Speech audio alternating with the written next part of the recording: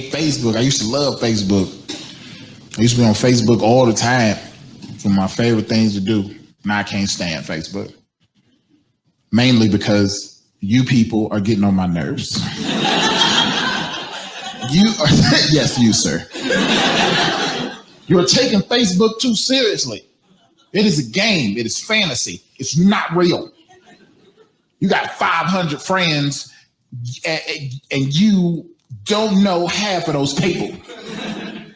You got 500 friends, but you're still in the bathroom mirror taking pictures of your own self with your camera phone. What, all 500 was busy? Everybody had something to do at the same time?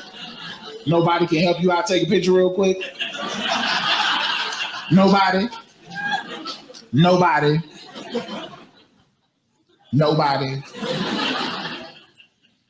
Facebook is too emotional.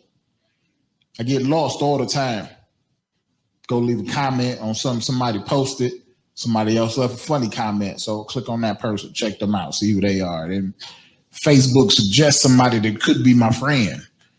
Click on them, check them out, see who they are. I see a girl with, big personality, and I click on her, see what she's like. People, this process goes on and on and on, and before you know it, I'm looking at 137 pictures of a cookout that I wasn't even at. Who are these kids? Where did 2 hours go? This is dumb. I don't like it. There you go. Facebook, just a waste of time. It is. And it's a monster that's out of control. And you turned me on to a documentary, which was surprising to me that Netflix would actually air it. I was very surprised by that. Yeah. And I'm surprised that somebody was able to actually put that together, being that these social media giants are so powerful that somehow they were able to put a documentary together that basically pulls the curtain back on the inner workings or the evils of big tech. Yeah. Well, anyway, the documentary on Netflix is called The Social Dilemma. Right. Mm-hmm. And if you've listened to this show for any length of time, you know that I have never been a fan of Facebook. Right. And I think one of the messages that at least in the last few years is, if you're on Facebook, get off of there. Yeah. And so basically, to break it down, I'll let you frame it up if you want. Okay. Well, you start now, and I believe you. All right. Well, I'll get tons. Well, you hit me up with a text yesterday, and you said, "Hey, you need to watch this documentary on Netflix called The Social Dilemma." Right. Mm-hmm. And basically, it's a lot of interviews with people who worked in the for the tech giants, whether it be Facebook or Google or YouTube or Pinterest, Snapchat. Yeah. But not low-level people either. And that's the key to this thing. It's not, scrub developer guy. It's like, this guy was the chairman of growth. This guy was the president of Pinterest. This guy was the co-founder of Facebook. Yeah. It was like really high up guys, which I thought was important because these are the guys that were making the decisions, not guys that were just doing what they were told. Right. Yeah, they were the guys on the ground floor. They were the planners. They were the ones who implemented, the various things that go on with these social media sites. Mm-hmm. And, they were the architects, I guess. Yeah. Call them the architects. Absolutely. But because of the monster that social media has become and the powerful force that it's become, these people left their positions for various reasons, and most of them due to conscience. Right. Mm-hmm. They realize that what they've created in the social media realm has become too large to control, and it's getting out of hand, or it's gotten out of hand. Completely out of.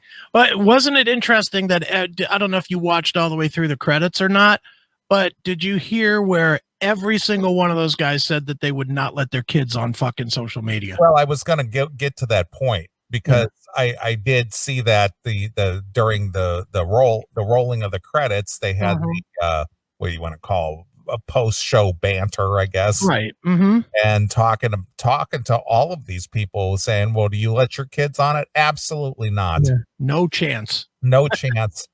I don't give them any, they don't have any social media accounts. I don't care what their friends have. Yeah. They I limit their time on their phones. I only let them do a limited amount of time on their phones. I monitor their phone times. Yeah. They really were like, fuck you. Not going to let you be part of this. Yeah. So I could see myself in that position there saying, yeah, fuck that kind of shit. Because, again, I know that I remember distinctly when Facebook became available to, I know Facebook started out as like a college thing. It wasn't really out there for the public to use. It was only on college campuses for a way of communicating between students and things. Right. And it became a public thing. And, I remember seeing that Mark Zuckerberg on, I think it was on one of these talk shows before it even got big. And this is when MySpace was the thing. Right. Sure. And I remember that Mark Zuckerberg coming on, just a young piddly guy, and basically saying that Facebook was going to blow up larger than MySpace. And for a lot of people who remember MySpace back in the mid 2000s, that was a big deal for a lot of people. MySpace was huge. It was huge. And he came out and basically said, yeah, Facebook is going to be much bigger than MySpace. And we were just like, what? Facebook? What the fuck's that? I never heard of Facebook. Well, he wasn't wrong. No. But it grew to be a giant that has way more tentacles than most people realize. Right. And these people who are in this documentary, these former presidents and developers and all these, high-end people who were involved with all these things, they basically said, when we started this, I don't think the intention was for it to get out of control like this. But here's the thing, and we talk about this all the time. Whenever money gets involved, that's when things go off the rails. Right.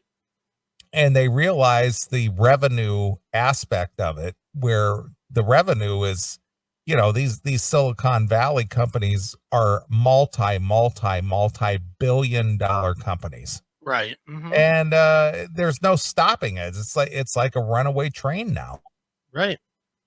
So a lot of these, I can't remember the main guy who kind of spearheaded this whole thing, but he basically said that even though they're not regulated per se, his concern from the get-go was, hey, we have a responsibility here to throttle this back a little bit. Yeah. And he was the guy that invented Gmail. That was his thing, was he invented Gmail, and then he discovered from his own use of Gmail that it became addictive, that he got addicted to his own email because of the way it was built. And he said he wrote that proposal and sent it out through everybody at Google, and it ended up at the head guy's, place. And they were all about, yeah, we got to do something to keep it from being addictive. And then it just disappeared. And then people just were like, shh, let's sweep that under the rug. And well, because they probably realized the money making potential. It's like, so why are we going to kill this golden calf? Why would we do that? The more you're addicted, the more money we're making. Exactly. So again, it's big money, and the power that these tech companies have that reach into every aspect of our day-to-day lives, whether you're involved with, say, like a Facebook or an Instagram or a Twitter or whatever the case may be. Even if you're not involved with any of that, this stuff has an impact on what you do on a daily basis. Yeah. Well, it was fascinating. I mean, there's a lot that was fascinating to me watching this documentary, but one of the most fascinating things to me was when they were doing the test of Google, where they were typing in just a couple of keywords and letting it autofill, and how it was autofilling different things for different locations. Yeah, and that's kind of funny because that's what caught my eye as well. Yeah, that was scary. That they've figured out a way to tailor everything to your specific taste or location or region or, you know, whatever the case may be. So Chris could type in, I don't know, let's just say something that's very common. Let's just say Coca-Cola. That's common everywhere. If he types in Coca-Cola, he's going to get different results than I would if I typed in Coca-Cola here. He's not going to see the same thing as I'm going to see. Let's do it right now. You got a window open? I can do that. Sure. Go to Google and type, or go into the address bar and type in Coca-Cola is and see what the search recommendations are. Okay. Coca-Cola is. What is your first recommendation? Okay. Let's see here. Well, first of all, I've got the link to the Coca-Cola company. Well, not the links, just when you type it into the address bar. Yeah. And then it drops down. You mean the recommended thing? Yeah. Coca-Cola history is the first one. And mine is Coca-Cola is too much. Okay. Then the second one is Coca-Cola products. Mine is Coca-Cola is good, man. And the next one is Coca-Cola ingredients. And mine would be Coca-Cola Israel. And then mine is Coca-Cola logo. Mine is Coca-Cola is Puma. Mine is Coca-Cola application. Mine is Coca-Cola is bad. So we don't have any of the same results. None. Not a single one. And how scary is that Google has so much information that they realize that you, whether it's because of who you are or where you're located at, or a combination of the two, they realize what you're more likely to click versus what I'm more likely to click. Mm-hmm. Isn't that fucking scary? That is scary that they've tailored this to every individual out there. Yeah. But then they can control the narrative. They can control, you know, if they know that my number one, what was my number one? Coca-Cola is, if they know that my number one is probably Coca-Cola is too much, they can automatically set that so that if I click that, they can dictate what the first search will be. They can. So then if there's let's just say Pepsi is buying that search, Coca-Cola is too much.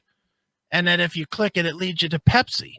They can literally dictate if Pepsi's going to make money or not. Right. That is fucking scary, man. It is scary. It's craziness. Almost makes you want to pack it all up and go live out in the mountains of Montana. It really does. It makes me think that the fucking Unabomber had the right idea. Well, you know what? The thing is, you know, insanity sometimes is genius. Mm-hmm.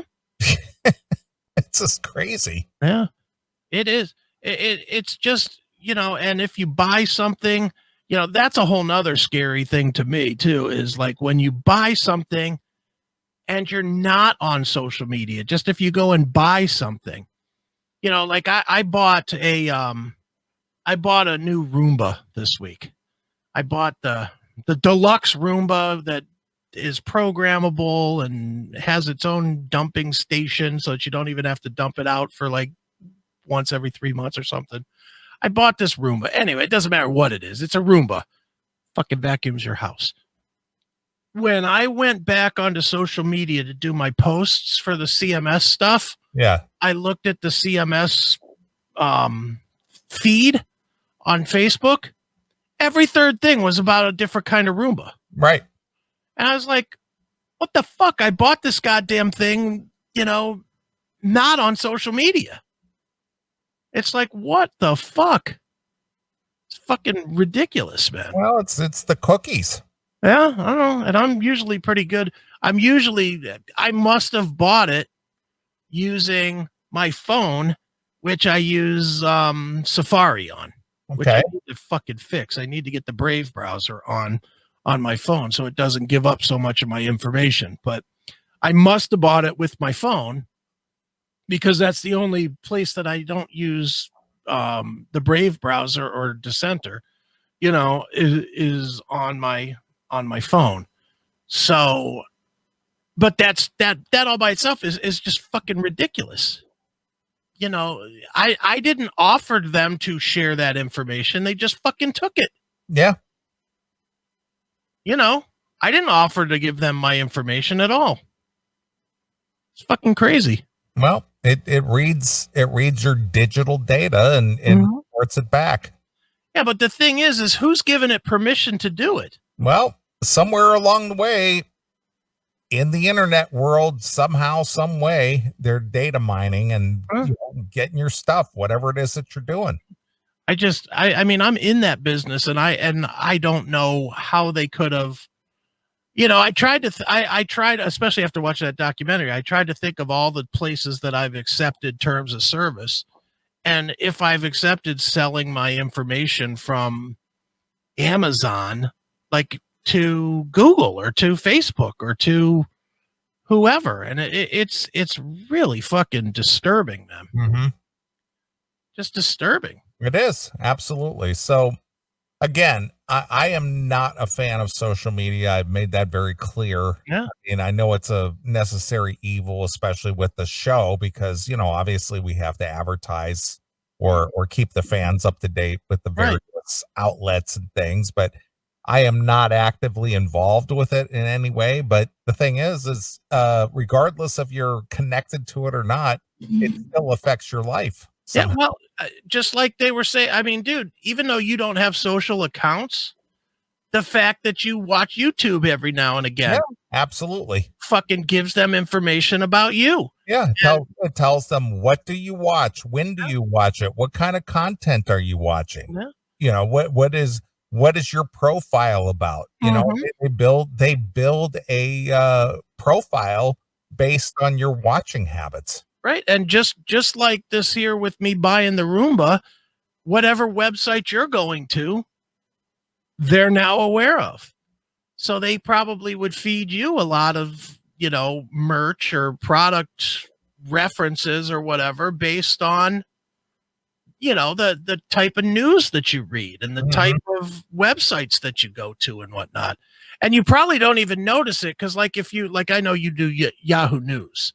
And Yahoo News has ads that are built in. I'll bet you, though, that the Yahoo News is pulling from your history. Oh, I guarantee you that. And filling the ads on the page with shit that's based on your history. Well, I'll guarantee you that because, I know for a fact that on my Yahoo News feed, if I, log in, there's always the Steelers wire. Right.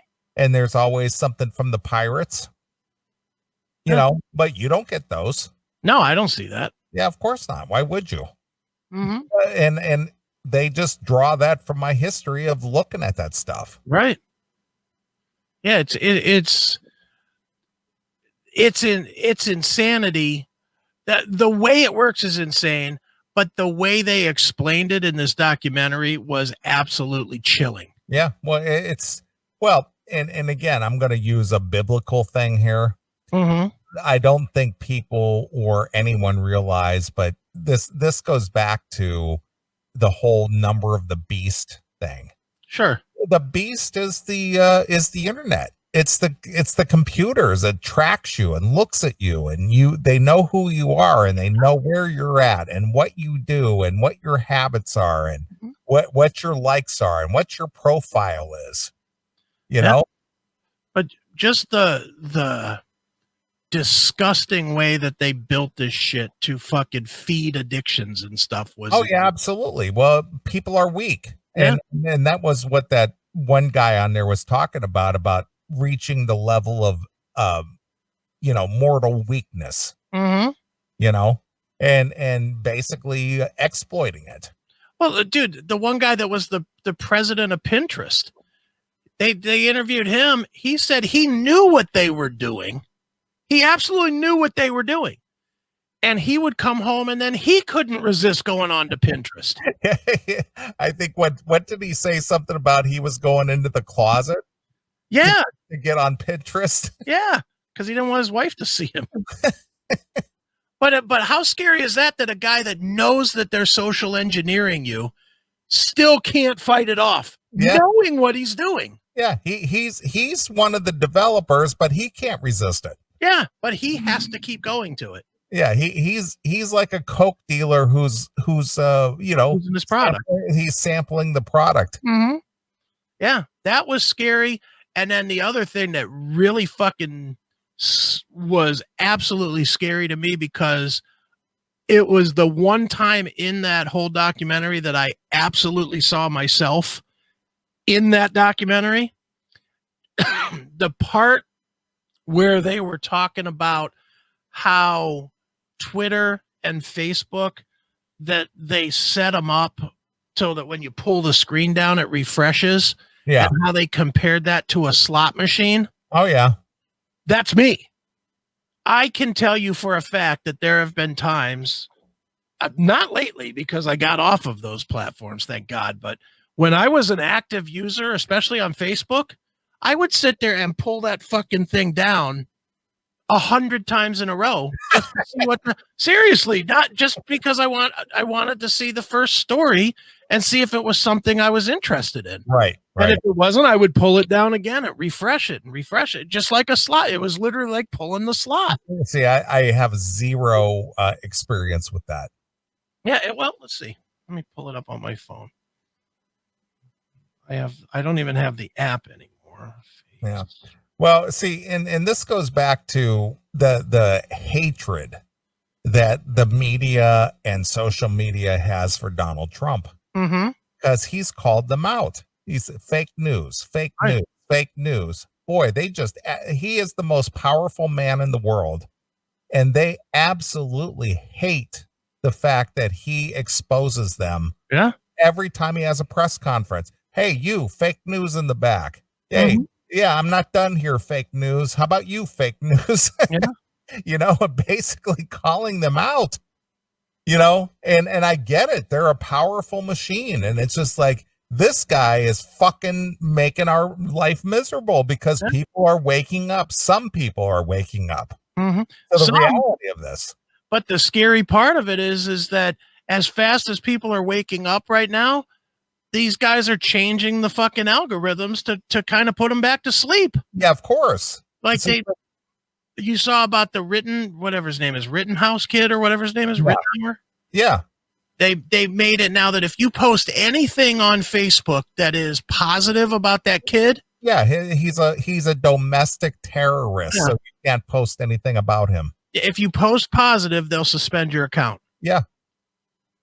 The fuck is that? It's like, so now what? So now they completely, they've 100% given up even the illusion of not controlling the narrative. Well, how about that hydroxychloroquine? If you even mention that, you get suspended, or your post gets pulled or whatever. It's like, wait a minute, this is a drug that's been around for 50 years and you can't even so much as mention it? Yeah. Yeah. Why? Because President Trump said it was good? Because if it shows a success, it goes against what they want. That's my point. So here's a drug that's been used for various things. And if you dare mention it, we're going to shut you down. Yeah. Insanity, man. It was the same thing way back in January when this coronavirus was, being, finally being, or it was being discovered what it was. And these fucking Democrats were impeaching Donald Trump over a phony phone call. Right. Yeah. And you were to say Eric Chiaramella, which was the quote unquote the whistleblower. Right. If you mentioned his name, your account would get suspended or your post would get removed because you said Eric Chiaramella. Right. That's crazy. You're not supposed to say his name. Yeah. Don't say his name. Isn't that the guy who said he reported Trump? Shh! Stop it! Shh! Right. Can't say Eric Chiaramella. Yeah.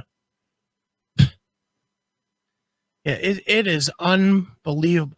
And you know what's the most unbelievable of all to me? That people know it and people are being exposed to the truth and they don't care. Yeah. I can't believe that people just don't give a fuck. Well, it's get along, go along. Well, it's I guess they know better than I do. I don't know who am I? I'm just like some guy. What am I supposed to do? Yeah, get off the platform. That's what you're supposed to do. Exactly. That's what you do. You get off. You decentralize it as much as you fucking can in your life. But that's where all my friends are, though. That's my social life, man. I mean, if I get off there, who am I going to talk to? Call them. That's the one thing that I do see. I've been off of Facebook and Twitter now most of this year.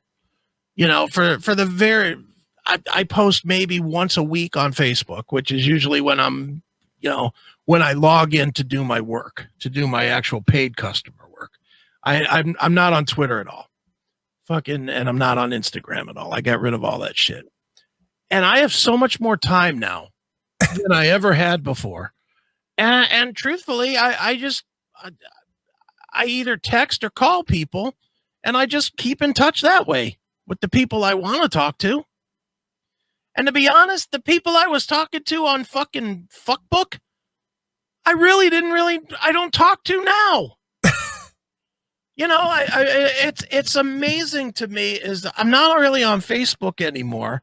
And I don't miss, it's not like I'm sitting around going, man, I really haven't heard from Joe in fucking X amount of months or whatever. It's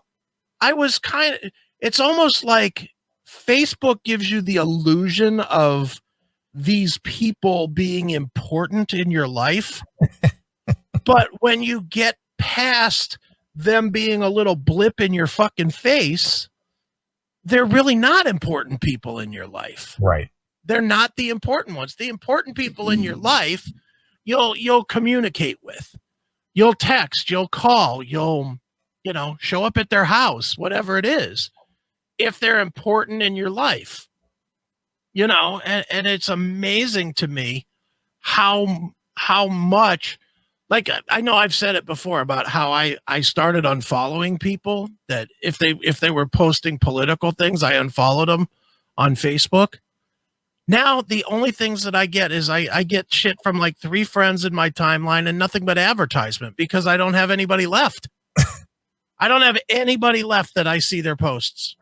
It's astounding. I think I have 680 some odd friends on Facebook, and I literally see posts from about 4 people. It's useless. Yeah. If Facebook is smart, they won't let me cancel because then I can't have my business pages. So they keep me that I have to kind of go in through their fucking thing to get to do my business work. And they're smart enough to know that the psychology of it is, well, let me just see what's going on here. Or they'll happen to have one story up there that's interesting to me or something. And then I fall down the rabbit hole, just like you do on fucking YouTube. Then it's like, well, let me just see what else is here. That was interesting. And then the next thing I know, I'm 10 minutes into fucking going through my fucking timeline. There you go. It is such a fucking savage goddamn mind fuck.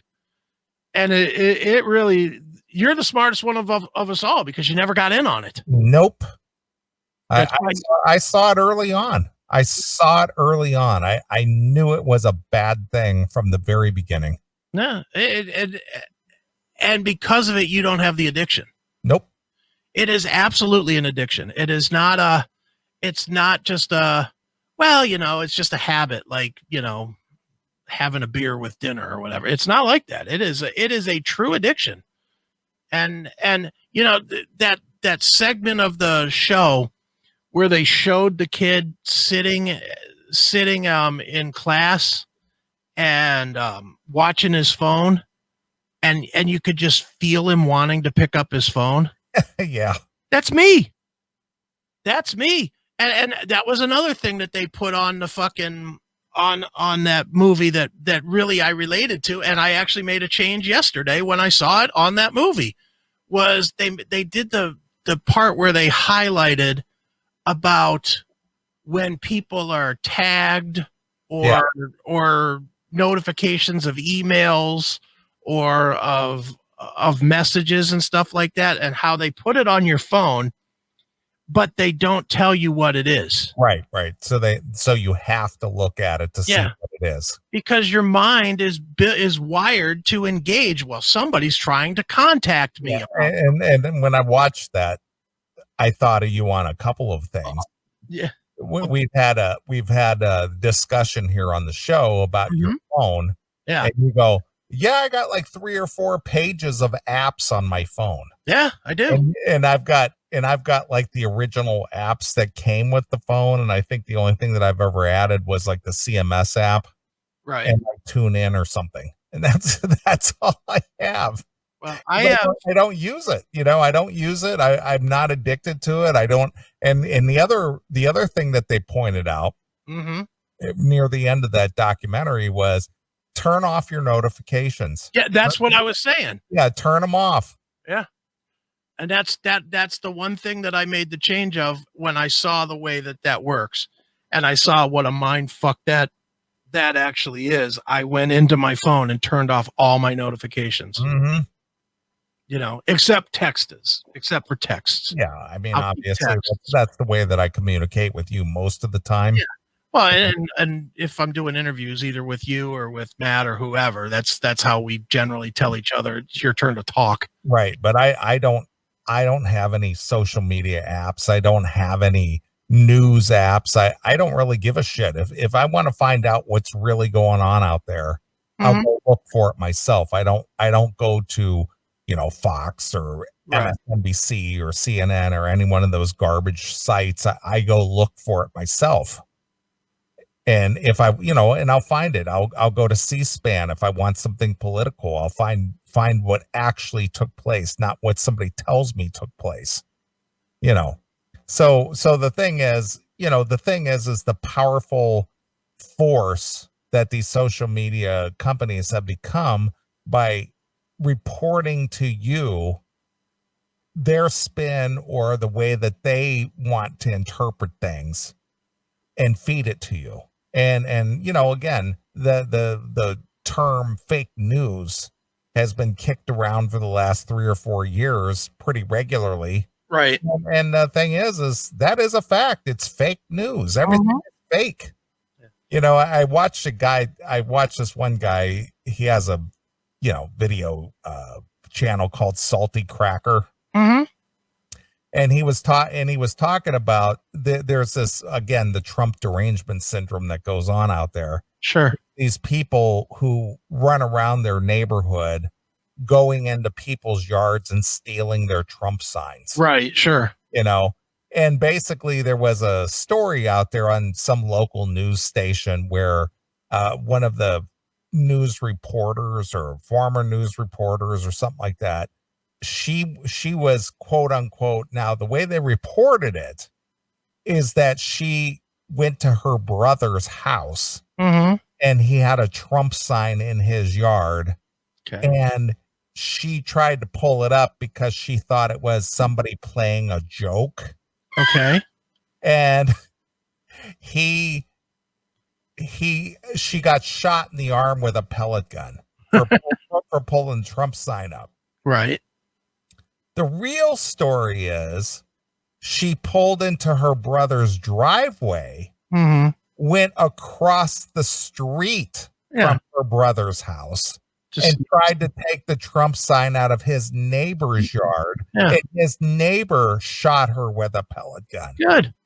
It wasn't in her brother's yard. It was in his neighbor's yard. And she made a concerted effort to go over there to take that Trump sign down. I got news for you. Even if it was your brother's yard, you still don't have the right to fucking take it down. Well, she said, I know my brother, and I know he would never support anything like this. And I thought someone was playing a joke on him. Too bad. Then it's his problem to clean his own fucking yard up. But again, but it wasn't that at all. But that's how they reported it. Yeah, of course. But it wasn't. It wasn't that at all. She was out there thinking that she's a social justice warrior, and she's going to take that Trump sign down. Yeah, God damn it! But instead, she got shot in the arm with a pellet gun. The guy was sitting out there, saw her pulling up his Trump sign, and he shot her. Wish he would have shot her in the head so she'd be as dumb as her fucking candidate Biden. Yeah, exactly. But my point is that these people think that they have this right. To cleanse the neighborhood or keep people from having certain things that they don't like. Yeah, dude, the derangement is going to be off the chain when Trump wins. It is going to be fucking ridiculous. Yeah. Well, I was watching Caitlin Bennett.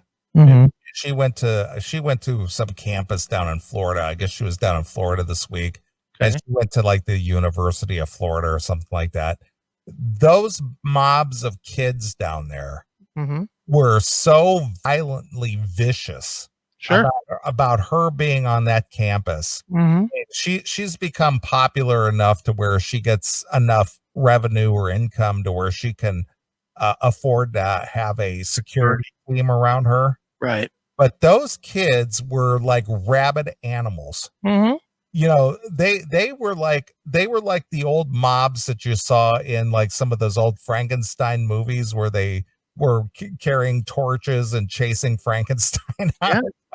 That's how they were. I mean, they were screaming, foaming at the mouth, flipping the finger, screaming, and if they could have got a hold of her, I would have no doubt that they would have ripped her limb to limb. Well, it's the product of fucking no corporal punishment. This is what you get. No, this goes back to this whole subject. These kids are being riled up by this fucking social media. Well, that's true too. Sure. And the reason I brought that up is because of what you were bringing up about how this social media is tailored to these kids. Yeah, and it is just whipping them up into a frenzy. Yeah. Especially with this social justice bullshit, with this Black Lives Matter garbage and, all this social justice and this racism. And, and the thing is whatever these kids are looking at on their phones. And of course, every one of them has a goddamn phone out and they're filming. All you see in the whole crowd. Yeah. It's people on their phones. Right. Yeah. They're just constantly with this. It's like, what do you do with that video? Yeah. I mean, I've never sat there and gone, what do you do with that? Once you have it on your phone and you videoed whatever it is, what do you do with that? Yeah. I mean, are they uploading it to their Facebook or what are they doing with that video? Probably if it's something that they can, get attention with.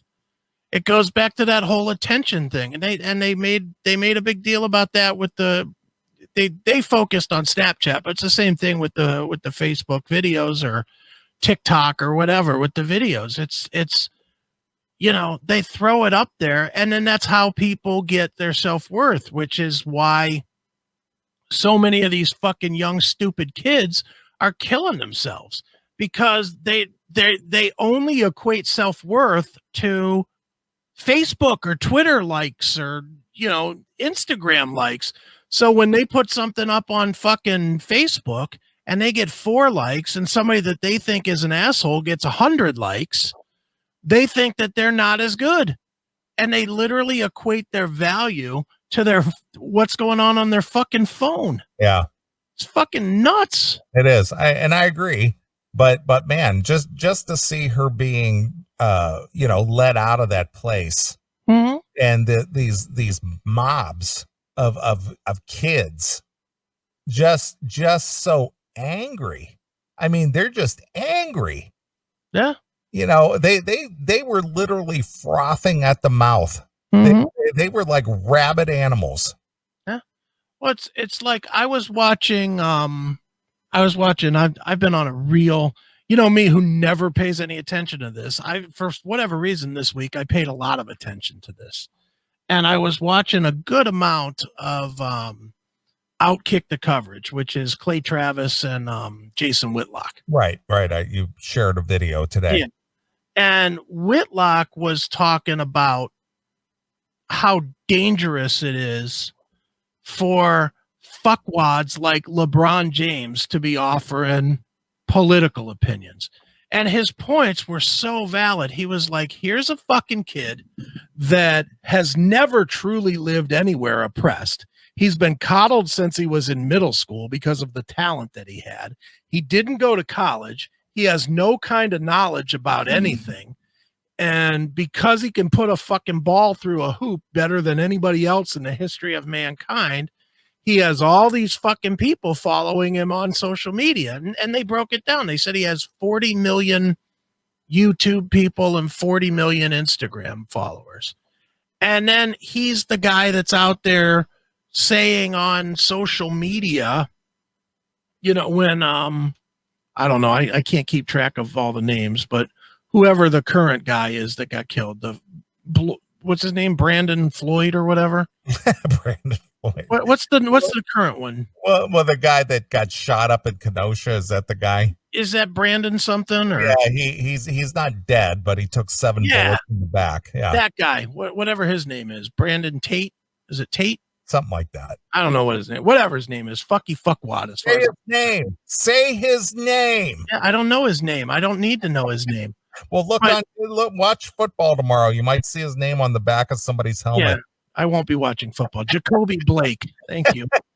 Jacob Blake. Thank you, chat room. Yeah, whatever. But they said that LeBron sees this 10 seconds of fucking video. Yeah, of course, as everybody does. And puts out there about how he's scared to leave his house. Oh, shut up. And he's being hunted and this and that. And he's like, this is what Whitlock was saying was, it doesn't matter that LeBron's a fucking liar and an idiot. That's fine. He's a liar and he's an idiot. The problem is the 40 million, 80 million people that are following this fuckwad, and they're not engaging in any critical thought at all. Their only critical thought is they're doing what their superhero fucking tells them to do.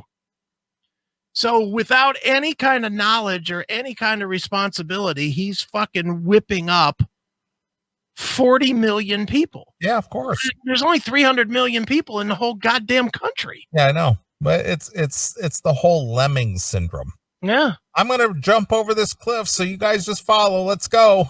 Mm-hmm. But it's just like, what the fuck? It's how do you have no thought that you're somewhat responsible on that level? How do you think that your over emotional bullshit when you're at that level is not fucking detrimental to people's lives? He's literally costing people lives. Well, he thinks he's doing the Lord's work. Yeah. Well, the Lord's work, my ass. There were 2 cops that got shot tonight. People just walked up and shot him in the fucking head. And, that could be directly because of something that they saw in a fucking LeBron James tweet, or the emotion that they have from several LeBron James tweets. That's the world we're in. And it's fucking ridiculous. What the fuck? Thank you. You're damn right. It really is fucking scary. Yeah. I agree. I completely agree. But this, moving back to the movie, this movie scared the living shit out of me. Well, as it should. And I kept watching it and go, yep, I was right. Yep, I was right. Yeah, it scared the living piss out of me. Well, it's good. So anybody who is still engaged with social media, you really need to watch The Social Dilemma, which surprisingly is airing on Netflix currently. I would watch it quick because I think it can't last long. It's got to get pulled, don't you think? Yeah. Well, I was surprised it even got released. So was I. I was stunned. Like, holy shit, there's a lot of truth here. And they're letting this air on Netflix, the Obama network. Are you shitting me? Oh, and they're as guilty as anybody. Not only with Obama, but I mean, just think about the way like they literally just put movies in the top 10 and then they get traction just because Netflix lists them in the place. I saw some old movie. I was looking at, you know how Netflix now has it shows you the top 10 or trending or whatever it's called there. Right. The number one movie was some movie with Edward Norton and I forget who the other person was, but it was from 2002. And I was like, how the fuck is a movie that's 18 years old the number one trending movie in the world? But it's the number one trending movie in the world because Netflix put it there. Netflix literally is engineering what you watch. Netflix put it right there and people are fucking watching it like idiots. And it's like, God damn it, that's a lot of power. I don't give a shit. You're right. But I mean, that's fucking Netflix. That's a minor leaguer compared to YouTube or Facebook or, you know, any of these other places. Yep. That's the minors. Yep. Well, everybody's being controlled. Yeah. Pretty crazy, man. Yeah. Well, anyway, if you have interest in such things, I recommend you go look at The Social Dilemma currently on Netflix. Yep. And my suggestion to you, aside from listening to us on Saturday, unplug from everything. Yeah. I like the idea, too, of leave the devices outside of the bedroom. Yeah. That was a fucking damn good idea, too. That's one I got to try. Mm-hmm. Although, how am I going to jerk off without my iPad? Yeah, I get you. But see, you're the guy who's hooked up with the Alexa and the Siri and all the other shit around your house. True. I have none of that stuff. I have it everywhere. I have none of that. It would be a complete cleaning for me to get to disconnect. It would be hard for me to disconnect. I can imagine. I mean, obviously I'm involved with it somewhat, but not to the extent that a lot of people are. Well, like you were just saying before about your phone, you said you have what, like 4 apps? Not even that. I think I got TuneIn and the CMS app. Yeah. That's the only 2 apps I've ever added. Oh, Spreaker. I put Spreaker on here, the CMS app, and TuneIn. I just did a count on my phone. You want to take a guess? 53. You're about halfway there. Really? You got that many? 102. Wow. See that? 102 apps on my phone. But and surprisingly, only 3 of them are social media, though. Only Parler, Minds, and Gab. Yeah. See, I don't even have those. I have those, but you know, the rest of it, like a lot of it is TV, to be honest. A lot of it is TV stuff. So you know, if I'm watching something and I just want to Chromecast it, I could just push a button. See. Go. But I watch some shit on my phone. Yeah. I don't watch anything on my phone. Yeah. I watch things from time to time on my phone, and again, it goes to the lazy factor. If I'm walking into the room and I'm watching it on my phone, it's pretty easy to just push a button and throw it to the TV, you know, and not have a break in the action. See, that's an addiction right there. I fully admit, and boy, did The Social Dilemma bang it home that I am completely addicted. Yeah. I would have the hardest time fucking pulling away from it. I've pulled away some. I actually, you know, I surprised, I think, everybody, including you, when I actually canceled my Twitter and my Instagram and all that stuff. I don't think anybody thought I would ever do that. But, you know, Dude, it's that weird situation too, because it's like I make good money off of social media. You know, it's like I'm almost forced to be on it because it's how I make my living. Mm-hmm. You know, I mean, I make legitimately $3,000-$4,000 a month off of social media. Well, that's, again, you're kind of the exception to the rule, but the average Joe out there who participates in social media, they don't have a reason to be on there aside from that's where all my friends are. Huh? Well, but the thing is, I am and I'm not, because yeah, I do make money with it. But when I had the apps on my phone, when I had Facebook and Twitter on my phone, I was on it all the fucking time, all the time. And I was like the kid in that movie that they put the thing in the lockbox, and when nobody was looking, she hammered the fucking lockbox. Yeah, that was me. Yeah. Dude, I'm the guy that literally got halfway to an appointment with a customer, didn't have my phone, turned around and got my phone, and was late purposely to the appointment so I could get my phone. Right. I'm that kind of addicted, and I know it. And it's like, I don't know how to break the chain, as Dawkins would say. Right, breaking the chains. Hail and Kill, caller, you're on the air. Hi, this is Mario from California. Hey, Mario. Did you say Larry from California? Mario. Yeah, Mario. Oh, what's going on, Mario? Hey, not much. I guess you can tell by my accent as I'm from out of the country, but just wanted to let you guys know that been a long-time listener, first-time caller, and just wanted to let you know that you guys are talking about this social media stuff. Don't you think it's a necessary evil, being the fact that the only way to get your show is through the internet?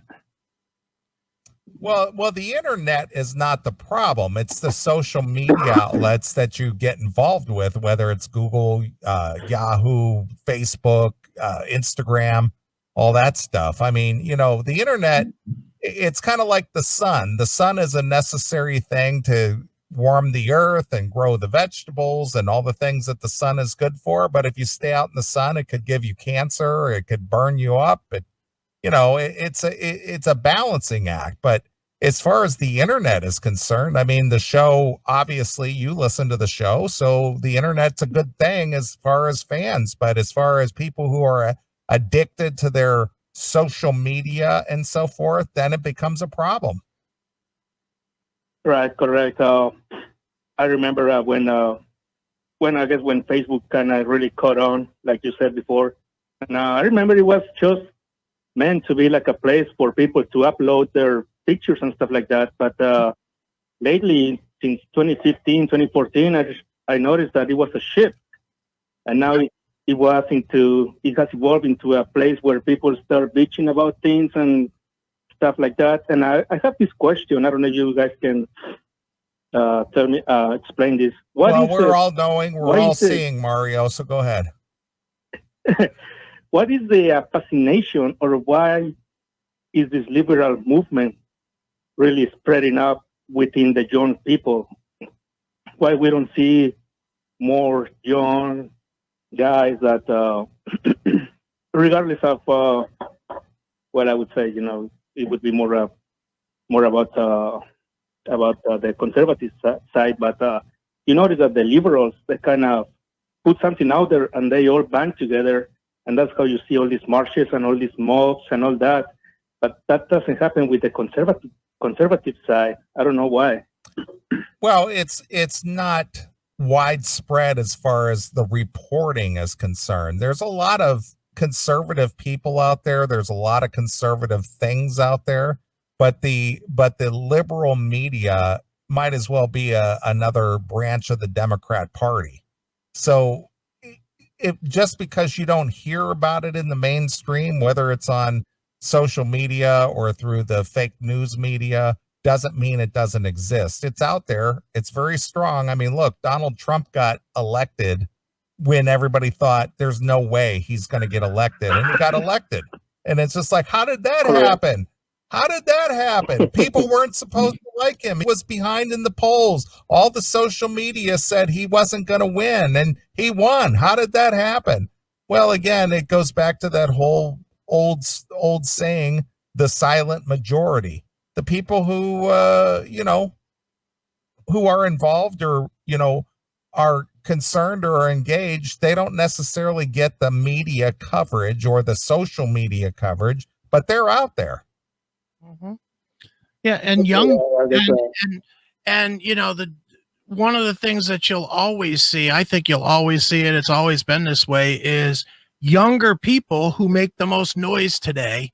Younger people are always going to go Democrat because younger people, the Democrats build their platform on the free, on the handout, on the we'll give you this, we'll give you that, you deserve to get everything for free. And young people don't have any fucking money. They haven't been around long enough and worked long enough to earn any money. So they, of course, want the free stuff.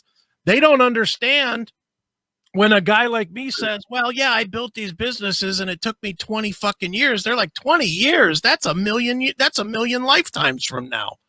They don't understand that thought process. So they'll always lean towards something that's easy and convenient and now for them, which is why if you look at the way the people vote, it's always the youngest people almost always vote Democrat. And then as they get older, you see a switch about 35, 40 years old. Once people have settled into what they're going to be, you see them switch into becoming conservative so they can keep their money. Correct. That's one of the things that I was thinking about here.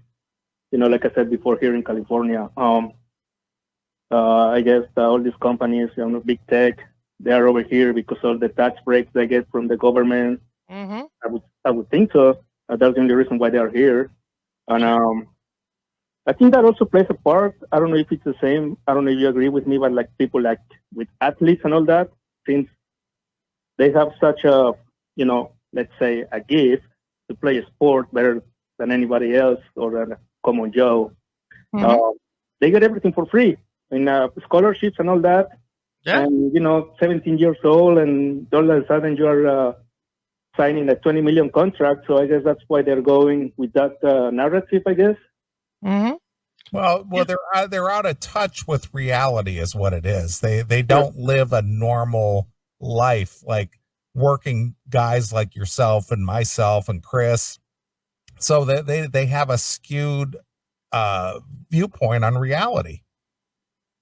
That's correct.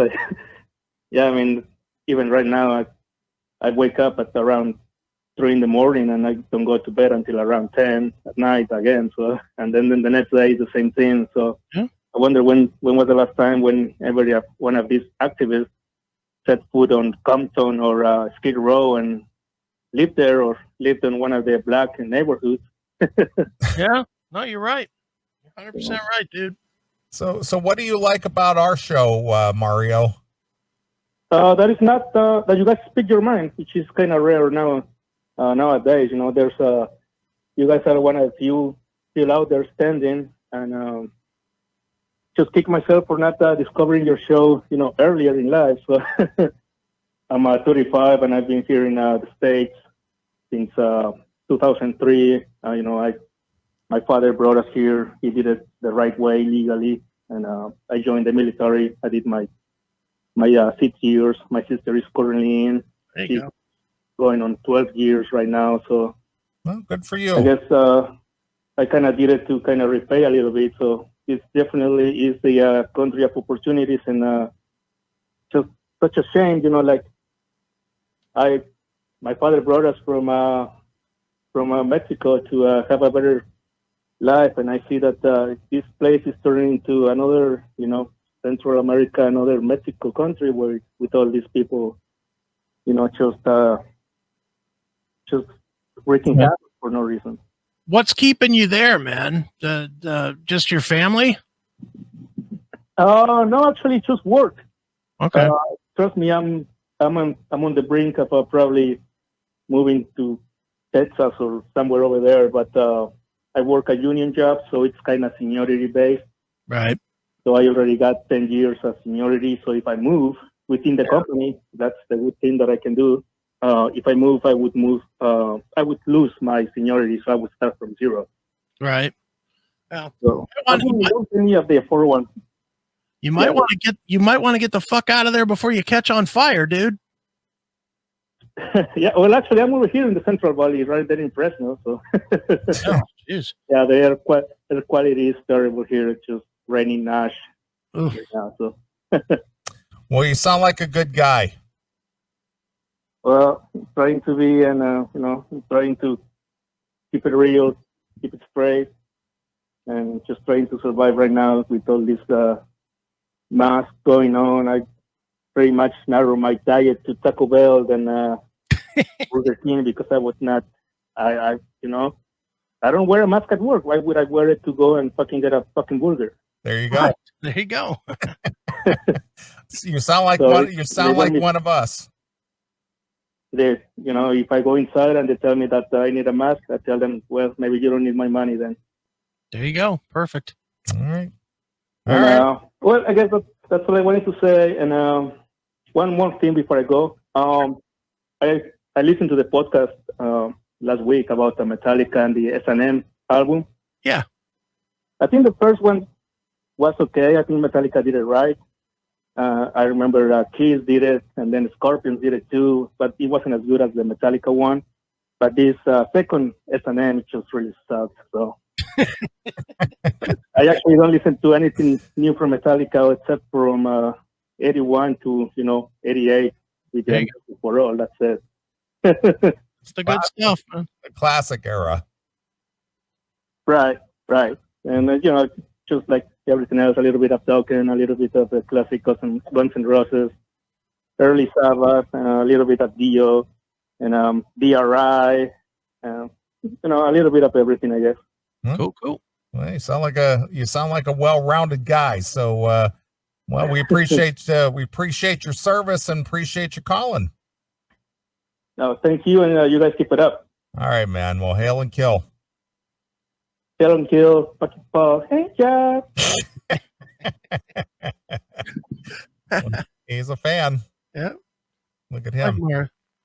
Mario's a welcome caller. Yeah, out there in liberal California. Mario working hard, brought over to this country by his father, joined the military, working a union job, listening to the show, feeding his family if he has one, all that kind of good stuff. Nothing makes me happier than hearing somebody say they came over and they joined the military to give back. That fucking rocks. Exactly. That really fucking rocks. I don't think Mario's out there marching with Black Lives Matter. Probably not. Yeah, fuck those guys. All right. Well, let's pick a tune and we'll take a short break here. All right. How's about we go with, I won't go as heavy this time. Let's go with, all right. I'm going to go something very odd and different. The band Sunstorm, and the song is On the Edge. You remember Sunstorm? I don't remember Sunstorm. We interviewed the singer for this record, The Road to Hell. Sunstorm would be one of the many Joe Lynn Turner bands. I don't recall that, but okay. That was in like 2000 something. Yeah. Like 15 years ago. Yeah. Yeah, the band is called Sunstorm. And what's the name of the tune? On the Edge. Okay. Oh, On the Edge of Tomorrow? Yeah. Okay. All right. Well, we'll play that. Sunstorm, Joe Lynn Turner. Yep. Edge of Tomorrow. All right. Well, here it is. This is Sunstorm exclusively here On your classic metal show.